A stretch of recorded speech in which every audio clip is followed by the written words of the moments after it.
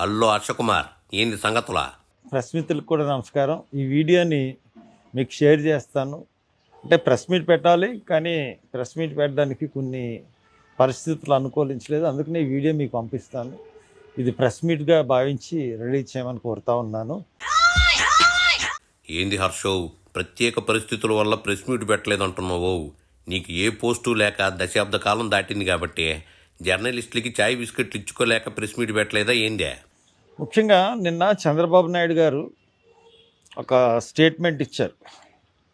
నేను ఏమీ చేయలేకపోతున్నాను, రాష్ట్ర ఆర్థిక పరిస్థితి దృష్ట్యా అది మీ ముందుకి తేవాలనుకుంటున్నాను.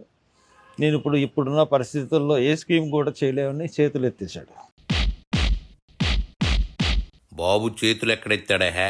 తల్లికి వందనం, రైతు భరోసా అమలు చేస్తానన్నాడుగా. నేను ఒకటే అడుగుతున్నాను, చంద్రబాబు నాయుడు గారు, మీరు ఇంచుమించు 9 సంవత్సరాల తర్వాత 5, 14, 15 సంవత్సరాల నుంచి ముఖ్యమంత్రిగా ఉన్నారు.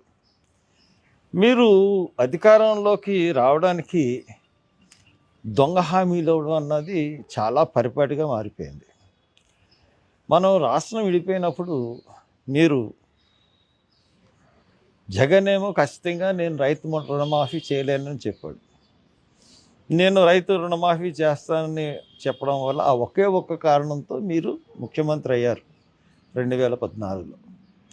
అయిన తర్వాత ఆ 2014లో మీరు కేంద్రంతో పొత్తు అన్నారు. కేంద్రం మీరు అబ్సల్యూట్లీ ఫెయిల్డ్ ముఖ్యమంత్రి 2014 నుంచి 19 వరకు.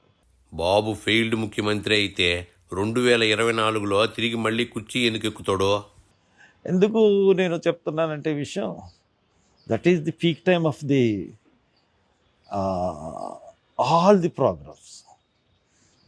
ఎందుకంటే ప్రత్యేక హోదా కాంగ్రెస్, ప్రైమ్ మినిస్టర్, బీజేపీ అందరూ ప్రామిస్ చేశారు పార్లమెంట్లో. దాన్ని సాధించడంలో విఫలమయ్యారు.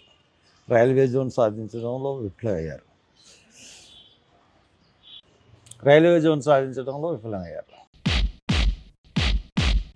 హోదాని జగన్ కూడా తెస్తా అన్నాడుగా హర్షకుమార్. అప్పుడు లేవన్నోరు ఇప్పుడు లేస్తే అట్టా? అలాగే అన్ని రకాల కార్యక్రమంలో విఫలమయ్యారు. విశాఖ ఉక్కు ఫ్యాక్టరీని కాపాడలేకపోయారు. తర్వాత మీరు తెలంగాణకి మీ కేసులకు భయపడి 10 సంవత్సరాలు ఉన్న రాజధానిని వదిలేసి ఏదో ఒక రాజధానిని 3 పంటలు పంట చేసే రాజధానిని ఏదో గ్రాఫిక్స్తో సృష్టించి ప్రజల్ని మళ్ళీ మోసం చేశారు. అమరావతి గ్రాఫిక్స్ అంటావేందా? ఎమ్మెల్యేలు కూర్చునే అసెంబ్లీ సెక్రటేరియట్లు కూడా గ్రాఫిక్స్ అంటావా? మీరు అబ్సల్యూట్గా ఫెయిల్యూర్ ముఖ్యమంత్రి. అందు గురించి మిమ్మల్ని అతి దారుణంగా మిమ్మల్ని ఆంధ్రప్రదేశ్ ప్రజలు 2019లో ఓడించారు. ఓడించిన తర్వాత 2000 మీరు ముఖ్యమంత్రి దిగిపోయేటప్పటికి ఖజానాని ఖాళీ చేసి జగన్మోహన్ రెడ్డికి ఇచ్చారు, కానీ ఖజానాని మిగులు బడ్జెట్తో కానీ మిగులు నిధులతో కానీ ఇవ్వలేదు. మీ దగ్గర ఉన్న 23,000 కోట్ల నిధులను కూడా పసుపు కుంకుమాలకి ఆడవాళ్ళకి పెంచేసి మరీ మీరు దిగిపోయారు. కొన్ని పథకాలు బాగా ఇప్పుడు మీరు అమలు చేయలేని పథకాలన్నీ అప్పుడు 5 సంవత్సరాలు ఆయన అసలు నిరాకంఠంగా అమలు జరిపాడు.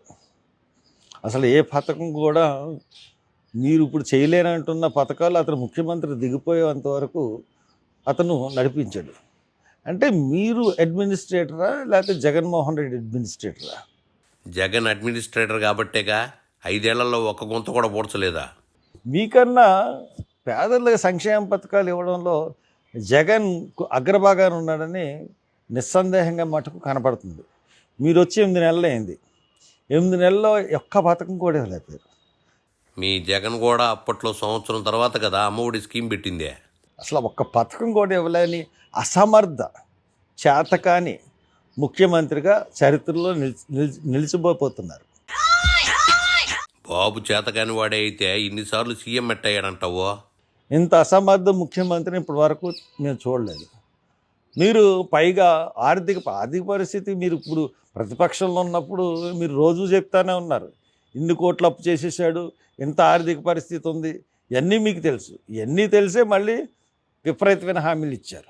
విపరీతమైన హామీలు ఇచ్చి ఆ హామీలని అంటే హామీలు ఇచ్చేసి నెగ్గేసిన తర్వాత ఎగ్గొట్టేద్దాం. ఆలోచన కదా, ఎంత మోసగారితం. It's cheating of the public.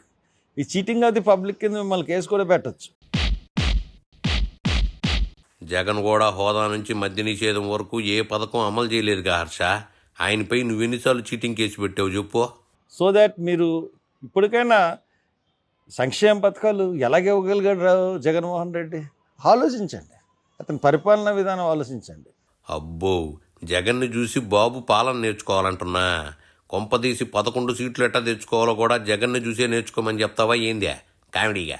చెప్పిన దొరుకు చాలుగానే ఇంక సర్దేసి బయలుదేరు.